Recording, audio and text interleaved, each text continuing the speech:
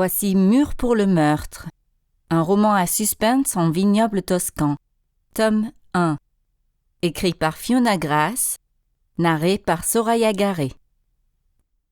Chapitre 1er. Olivia Glass avait exactement 5 minutes et 30 secondes pour gérer un désastre inattendu. Il était 19h30 un jeudi soir et elle était sur le siège arrière d'un Uber en route pour un rendez-vous avec son petit ami Matthew pour dîner à l'un des nouveaux restaurants les plus à la mode de Chicago. Matthew n'avait pas été en ville de toute la semaine et ce matin, il avait envoyé un SMS à Olivia pour l'inviter. Maintenant, elle venait de découvrir une grande déchirure dans son côlon, juste au-dessus du genou. Olivia regardait la déchirure, horrifiée. Le trou dans le nylon noir était énorme. Il mesurait au moins 5 cm de large et il s'agrandissait. Olivia ne savait pas quand cela avait pu arriver. Le bas avait été intact ce matin quand elle l'avait mis. Depuis 7 heures du matin, elle avait été dans son bureau à J Creative, l'agence de publicité où elle était chargée de clientèle, et elle avait passé la plus grande partie de la journée à assister à des réunions et à des téléconférences. Quand elle avait reçu l'invitation surprise de Matt au restaurant branché Villa 49, elle s'était rendue compte qu'elle n'aurait pas le temps de rentrer chez elle pour se changer, et elle s'était ruée dans un magasin pendant sa seule demi-heure de liberté. Prise par la panique parce qu'elle manquait de temps, elle avait acheté à la hâte un article plus court et plus collant que ce qu'elle portait d'habitude. De retour au bureau, elle avait eu des regrets et avait commencé à se demander si sa robe n'était pas trop posée pour une femme de 34 ans. L'âge, c'est seulement un chiffre, avait-elle pensé courageusement. Donc, si la robe avait été conçue pour une femme de 18 ans, ce n'était pas grave. Même si elle était un peu plus grosse maintenant, elle avait quand même fréquenté les salles de gym souvent depuis cette époque.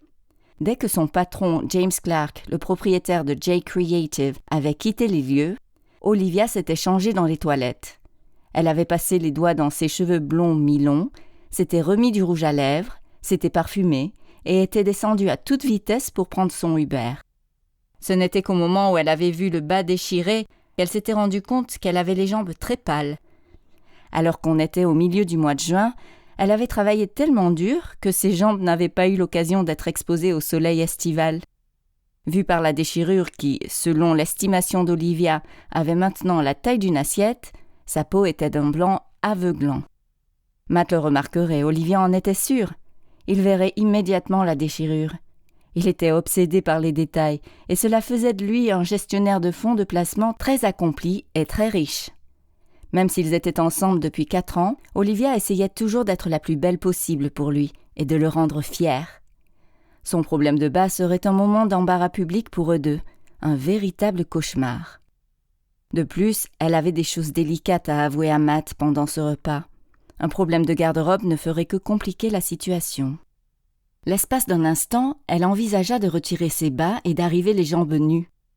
Elle pourrait retirer ses bas en se tortillant sur le siège arrière de l'Uber en espérant que le chauffeur ne se rendrait pas compte de ce qui se passait et éviterait de lui donner une évaluation d'une étoile parce qu'elle aurait utilisé son véhicule comme vestiaire. Elle secoua la tête. Elle ne pouvait pas retirer ses bas. Elle avait incontestablement les jambes d'un blanc bleuâtre et elle se sentait déjà gênée que cette robe soit plus courte que ses vêtements habituels. Elle avait besoin de toute l'aide que ses bas en nylon noir pourraient lui fournir.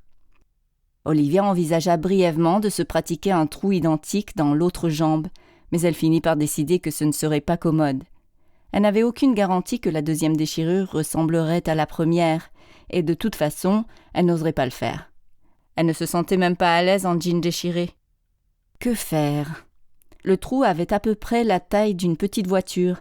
Elle était maintenant à 3 minutes de sa destination, et elle n'avait absolument aucune solution à son problème. Alors, Olivia vit apparaître son salut devant elle. Au-delà de l'intersection suivante, elle repéra l'enseigne d'une boutique de lingerie et de bonneterie. La boutique paraissait ouverte. Elle allait demander au chauffeur de l'y déposer, se ruer à l'intérieur, se mettre une nouvelle paire de bas aussi vite que possible et appeler un autre Uber pour le reste du trajet. Elle serait en retard de quelques minutes, mais au moins, elle arriverait avec des vêtements complets et intacts. « Pourriez-vous » commença Olivia. Alors, son téléphone portable sonna. Elle prit machinalement l'appel. C'était James.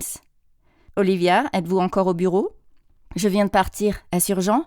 Je peux consulter mes courriels dès maintenant. » Olivia se rendit compte qu'elle se tenait plus droite et entendit le ton clair, vif et professionnel qu'elle avait instinctivement adopté en parlant avec son patron.